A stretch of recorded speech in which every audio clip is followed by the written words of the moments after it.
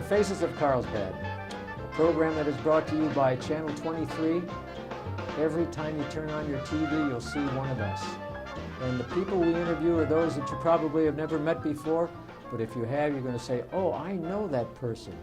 And today I'm going to be interviewing a very nice gentleman that I know many of you people know. And I'm referring to Mr. Nick Jenkins. Nick, welcome to the show. Thank you very much, Bob. Pleasure to be here. How are you doing, my friend? I'm doing fine. We're going to get back into the old days, your grandparents. Where did they originate from? My grandparents? Yes, your grandparents. Well, my grandmother was on my father's side, was a school teacher in Loving, Miss Delia Clayton, Delia Jenkins Clayton. And she was of the school of thought that you were there at school to learn. Kind of the school of thought that you subscribed to when you were a teacher. Absolutely, yes. And so there are many people in Loving who went through the school system there who still remember and revere her. Yeah. And of course, she was married and gave birth to my father, who is Marion Jenkins, who has been a businessman here in our community for, these many years. Well, I'm going to tell you something, Nick. And people know that you're involved with the radio station, KCCC. And I bought that from my dad about 17 years ago. He put it on the air back in 1967. And he was, he played country music back then. Right. And kind of the old country music, the standards. And he's the one that started the Let's Trade Even program, which is so popular. And it's been on the air ever since. And I didn't mean to interrupt you there, because you were going to say something about my father and radio, right? Yes, because you know, where I was teaching at Eddie's school was just down the hill and one block over from the radio station. Because in those days, your radio station was located at the top of Mermont, right? Right, we were located first at 1206 West Mermont, inside the furniture store. Kind of an unusual habitation for a radio station, unusual place. But Dad always liked to have it near, you know, he's been in the furniture business. He wanted to be able to keep an eye on things. And that particular location was burned to the ground. We had an arsonist come in trying to destroy the accounts receivable. He was a client. He wanted to get rid of any record that showed he owed money. And went in there and just poured gasoline all over the place and set it ablaze. And they caught the fellow and put him in the penitentiary. And after that, it's a long story to get there, but a very fond friend of the family, Mr. Don Kidd, came, and he's kicking through the ashes there in his beautiful ostrich boots, and he looks up the street at the old Safeway building. Right. And he says to my dad, he says, Marion, that will be yours tomorrow. And the arrangements were made, the financing arrangements were made available, and sure enough, the next day that building was my dad's. And so we moved the whole of the furniture store and the whole of the radio station in there and began anew. So that's probably where you come into the picture. And I met your dad, and we became friends. And one day he asked me, "Would you help me out a little bit?" And I said, "Yeah. How do you want me to do this?" And he said, "Well, I need somebody to interview people on radio for a while." And I said, "I'll be glad to." So I got started. Your dad gave me my start in radio. Interviewing people. Yeah, and you've been doing it ever since, and doing it so ably. Yeah, right. Yeah. And Guy gave me my start in television. So, and my wife said, "There's the door, goodbye." So you know how that goes. Yeah. But anyway, to make a long story short, we've been right down the line, all the way down the line. Yeah, and you and I have been together these many years as well. Yeah, tell the folks about a little incident we had. I was your baseball coach, wasn't I? You were the Braves, right? The Braves, absolutely. Back in the day when I was just a kid, this would have been, I was a member of the Shorthorn Little League. That's right, yeah. And those kids that play there do well. You better believe it. They excel. That's right. In fact, everybody in Carlsbad, if we excel in one area, it seems to have been baseball, the area of baseball. We've got many notables who have gone on to fame, including most recently Mr. Cody Ross, who happens to be part of our family indirectly as well. That's right. He's married to my brother's daughter. You're right. And so we're kind of proud of that. But anyway, in the Shorthorn Little League, we were having practice. If I remember right, it was over on 5th Street. It was. And you were hitting the ball to everybody, and you had me out in left field. You had lots of balls going on at the same time. You know, you're hitting. You're not waiting for one to return before you hit the other. That's right. Right. Right. And who was our coach, assistant coach at the time? Was it Swayze or Jim O'Hearn or? I think it was Jim O'Hearn. Jim O'Hearn. Yeah. Fine man. Yeah, he was. Fine man. And so you hit a ball out to my part of the field, my neck of the woods, and I, anxious to impress you, sir, took that ball and heaved it with all my might. Meanwhile, you were hitting a ball to right field, and so coming from left field was my throw to home. Right. The catcher, oblivious to my throw, didn't see it coming, and so that ball KO'd you directly in the forehead. That's right. Knocking you squarely to the ground. That's right. I think you were unconscious for a little while. I wasn't the same. I haven't been the same since. You haven't been the same since. No. So, and your wife, LaWanda, she kind of may point to that as one of the dates that you started being as you now are. That's right. Anyway, the ball hit you so as that the threads of the ball created an impression. I mean, they broke the skin. I mean, it was a hard throw. Yeah. You took the whole brunt of it. Yeah. And boy, I was fearful of the repercussions of what was happening next. And finally, you jolted to consciousness, and you got up. You said, "Who threw that ball?" And I squeamishly had run in to check on my coach to see how he was doing, Yeah. and quite sheepishly I said, "Well, it was me, coach." And you know, I'll never forget. You said, "That was a good throw, Jenkins." I had my good days, Yeah, did I? good throw, Jenkins. I loved it. Yeah. Oh, gosh. Well, you're married. But you did that for a lot of years, though. Yes, I did, yeah. You coached. I coached for You many coached years. for many. Did you ever play ball yourself? Yeah, but I was a lousy baseball player. I played football. I was a good runner. Well, you're a good teacher, though. See, you had that teaching Yeah, that instinct. attribute about you. Yeah. Yeah, I was a terrible coach. You ever asked me about my wife? Yeah, she's a lovely lady.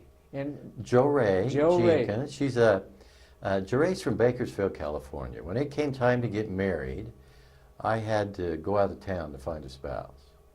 Is that right? Nobody here would have a thing to do with me. Oh my goodness gracious. And so I was off at BYU. BYU is a church school. I'm a member of the Church of Jesus Christ of Latter-day Saints. Brigham Young We're also University. Brigham Young. They're also known as the Mormon. Yeah. And when Jo Ray was going to school there, she was not a member of the Mormon faith. Mm-hmm. And so here I go up to BYU. I'm a freshman, and I meet this most beautiful woman. Yeah, she's a lovely And I lady. start pursuing her a bit and find out she's not a member of the church. And report that information back to my parents, and they're devastated.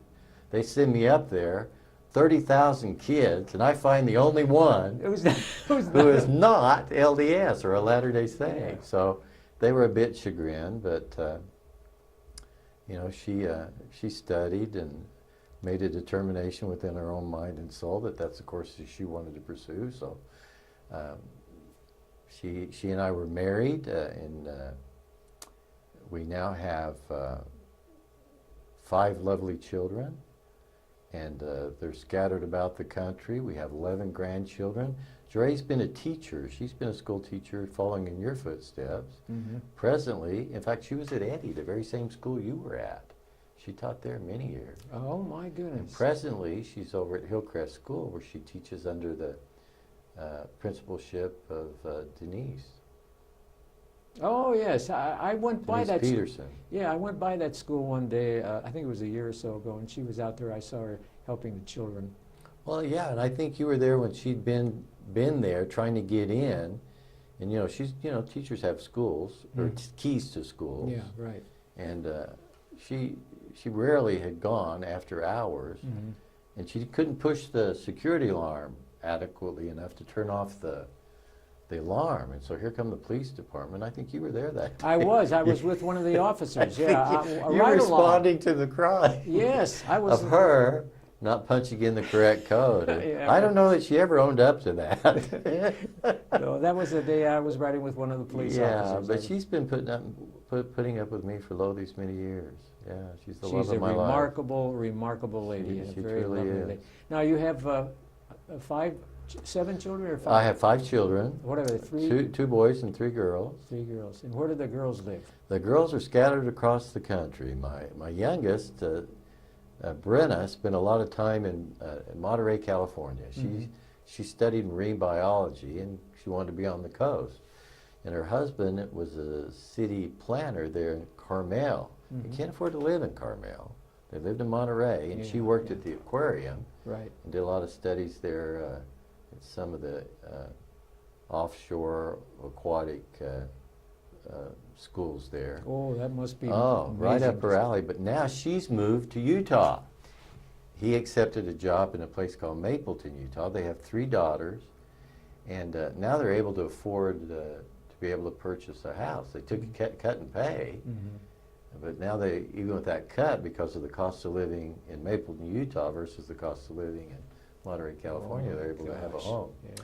My eldest daughter, Jamie, she's in Missouri right now, Jackson County, a place called Lee Summit. She married a fellow by the name of Matt Jepson, who's a lawyer. He's also a herpetologist. Oh, He my loves insects and reptiles and that kind of thing. I'll be darned. Yeah. That's not for you. That's not for me. Lawyer's bad enough. No, lawyering in itself, you know. But you combine that with this other. But he works for the Corps of Engineers. He works for the government, the Corps of Engineers, and has done that for quite a while. And they have 3 boys. Oh my goodness. And my middle daughter, Soraya, lives with her husband, Brent, who's a civil engineer in the Houston, Texas area, in Pearland. And they have 2 girls and a boy. Wow. My son, Seth, finished his degree at NMSU and moved back to Carlsbad after thinking he wanted to be in the hotel business. He went to work for La Quinta for a while in Houston. Yeah. And he quickly decided that wasn't the course that he wanted to pursue, and he came back to Carlsbad, and presently is very instrumental in the operations of the furniture store. Family's in the furniture business. And so he's helping run the furniture store and doing a marvelous job. Here in Carlsbad. Yeah, real nice and congenial, and he's just doing a fabulous job. That's great. The family is grateful to have him here doing that. Yeah. And the other son, we're missing one. Well, my youngest son passed away when he was very young in a terrible accident. Oh. And oh my gosh. his name was, he was my namesake. His name was Nicholas Marion. He was named after my father too, Nicholas Marion. So that rounds up our kiddos. That had to be a horrible It was time. terrible. So you never get over No, those you kinds never of things. do. No. You know, you're not supposed to, your children aren't supposed to precede you to the next world, you know. Yeah. My daughter, Bonnie, passed away back in 1995, and not a day goes by that I don't think about her. Well, yeah, and these things, though, I think we learn as we get older are the common lot of all mankind. Yeah, absolutely. You know, Bob, everybody has to deal with aging and trials and tribulation and death, and that is the journey. You know, and I think how we deal with those obstacles and trials as they come up determines how well we travel on that journey. Well, interesting thing about this interview, Nick, is the fact that 2 other members of the radio station have been interviewed on television.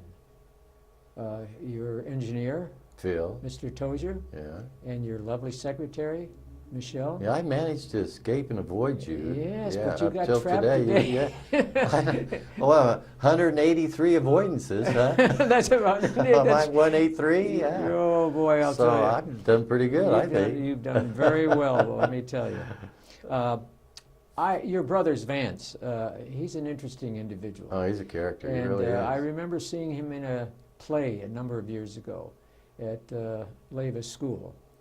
And I was so impressed that I went up and I said, Vance, may I have your autograph? And he said, I'll be glad to give it to you. And he gave me his autograph. And, through the years, I've only had... it's decreased in value. It's decreased in value. Oh. That was a you know, his wife Cheryl puts on dance. Yes. Dance. What do you call them? Dance. Well, performances. I know performances. She runs the school of dance here, and she roped him into being a member of that cast, and it was a fabulous cast. It was terrific. You know, and he's not going to be outdone. I mean, you talk about ham. I mean, he's the whole. He's the whole ham. hog. I mean, yeah. No, but well, listen. Before we end this interview, you had a problem that came up here just recently with your puppy. Fill us in on what happened there. That story has really impressed me. Well, I enjoy hunting, especially this time of year when it's quail season, and I've done that. All the males in our family enjoy that sport, and I'm not really a good shot. I'm kind of an average shot, but... Well, as a vegetarian, I hope you're a lousy shot, but that's neither here nor there. Go ahead. They are delicious. You know, you fillet them, put a little bacon, gravy, season them early. But I prefer the quail to the migratory birds. I don't like the duck I don't shoot dove. You know, with those that pump the dark meat, I just don't care for it. But, you know, the quail's not. But anyway...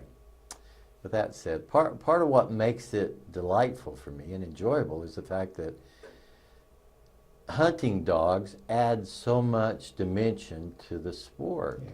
And I have two Brittany's. I have a 9-year-old Brittany by the name of Jake, and then I just recently acquired a young 1-year-old Brittany pup that I call Buddy. Buddy. And part of my hunting philosophy, as far as training, whether you know, ill-conceived or not, is that I think the young pup learns from the older. And so whenever, you know, 9 years old is pretty old for a dog, and I don't know how many more seasons Jake's got in him, so I got this other pup in order for Jake to help train him. Yeah.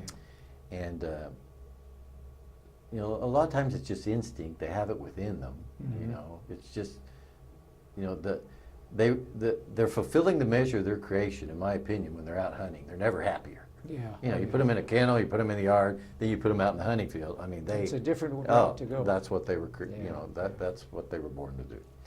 Well, anyway, Jake and Buddy were out hunting, and we were, you know, the quail hunters will understand. We've had a drought of quail lately, but this year they're making a big comeback. So you're able to find some quail to hunt, which is wonderful. Yeah, definitely. And so we were hunting a covey of quail, the three of us, myself, Jake, and Buddy, and Buddy had observed Jake retrieving, and a proper retrieve is for the dog to go get the bird and bring him to you and put him in your hand, not drop him along the way, but actually let you get the bird out of his mouth.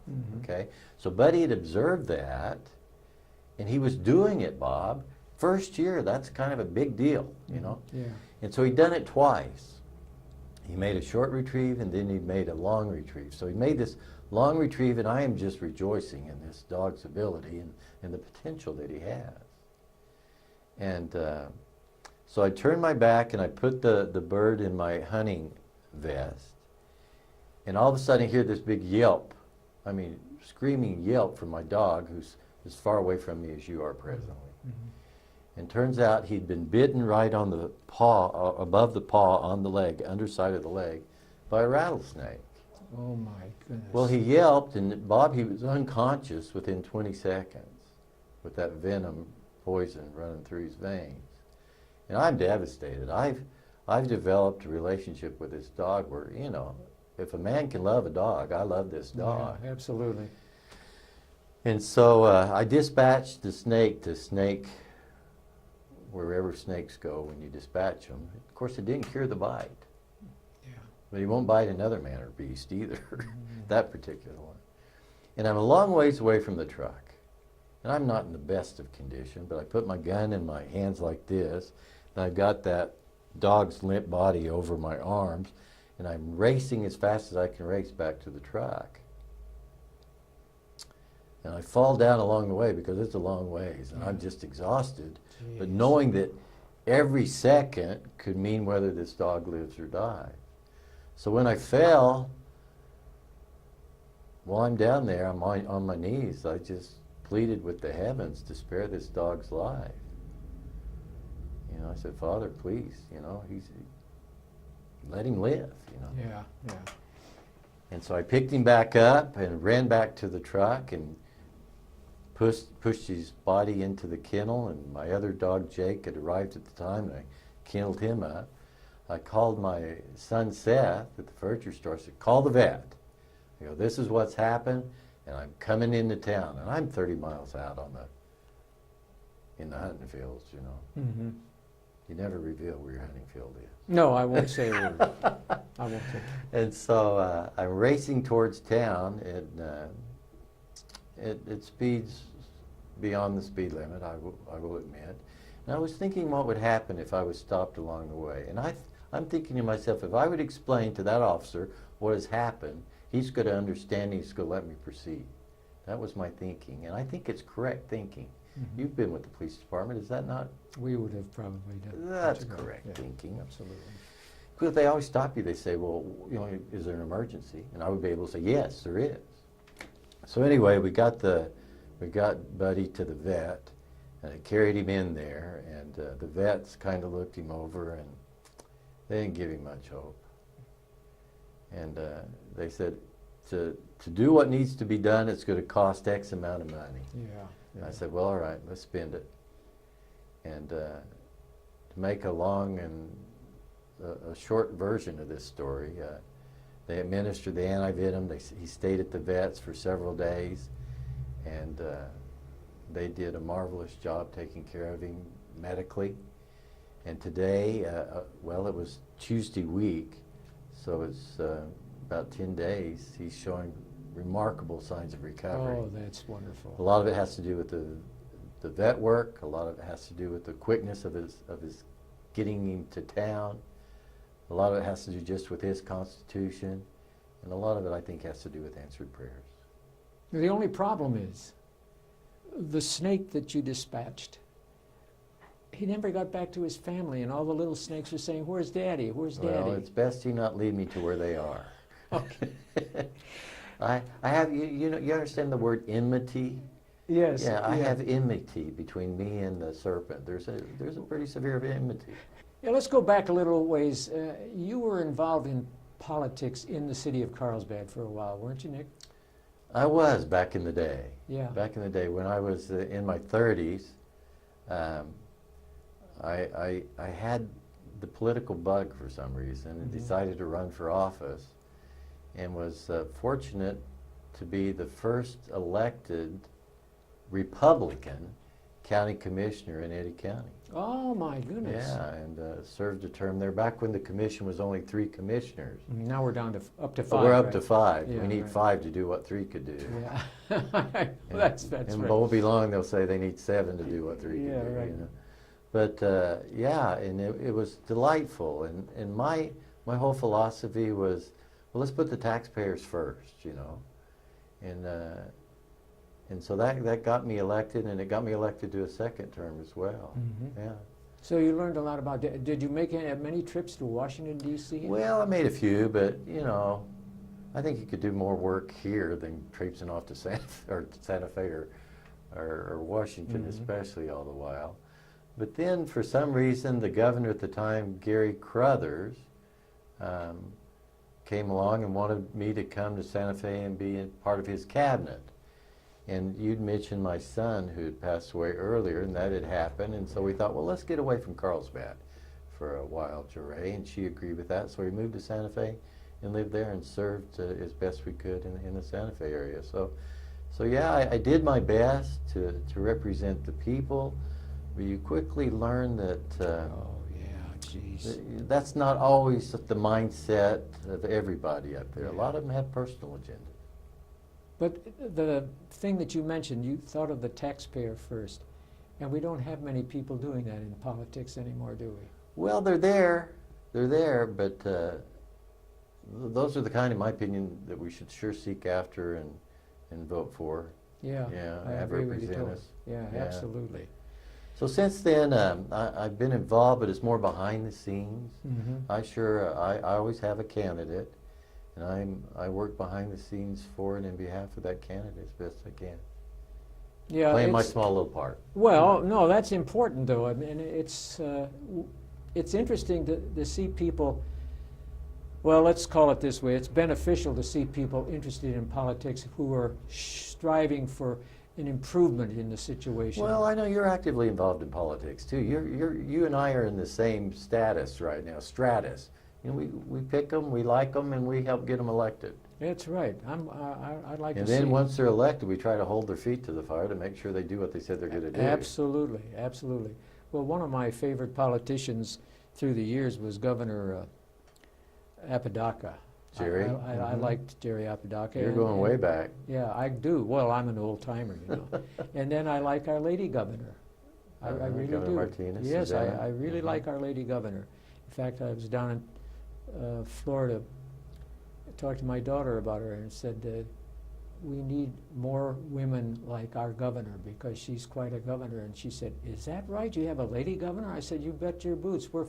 We think forward in this country. We're a forward-thinking state. She said, gee, I wish Florida was like She's been a good one. She sure has. Yeah. She's been a delight. And where do you think we're going in Carlsbad in the future? Do you see good stars ahead of us? Well, I see good stars presently in our eyes. I mean, look at Carlsbad today compared to 5 years ago, Yeah. Bob. It's really grown. Traffic is a big issue. Yeah, right. You try getting home, you know.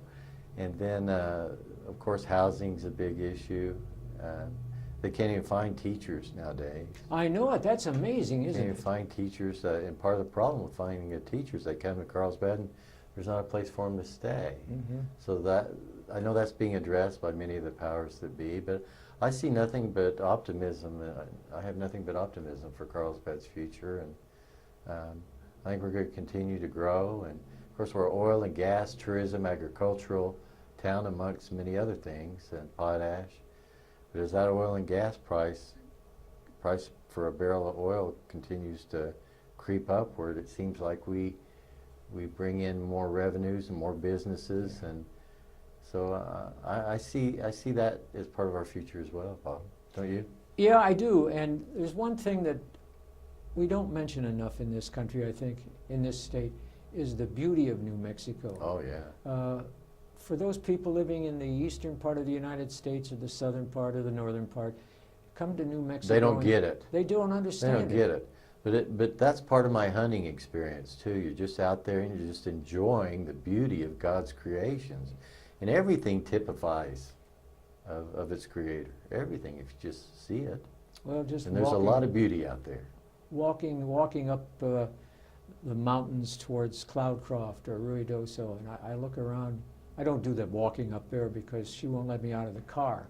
But it's so beautiful, and it's inspiring. You know, I just We're feel fortunate to live here and be able to raise children here. Yeah, absolutely. It's a great place to do it. And your kids who are now living in other states, do they ever think back to their beautiful days in Carlsbad? All the time. Yeah, they do. They never shake it. They can't shake it. No, you can't. It's part of their DNA. Yeah. Yeah. I think that's great. Well, Joe Ray, of course, has been a great leader in your family, too. Oh, yeah. A great inspiration. We all married above our station. And oh, there's no all the doubt males about did, it. yeah. Absolutely. We did. Absolutely. You too, right? Absolutely. Well, you know. If I say anything otherwise, boy, I face Just the grab onto the execution skirts squad. and boy, hold on, and they'll get you there. That's right. Well, anyway, I tell you. And I want you to pass on to your family and your kids. I send my love to them because I have great respect for certain families in this city, and the Jenkins family was one, and the Anaya family was one, and you name a few. I don't think too much of myself, but Well, I do have great feelings for those wonderful people I've known. I will do that, and you must know that the affection is reciprocated. Yeah. And the radio station is makes me feel good because we keep grinding it out. Grinding it out every day. Grinding it out.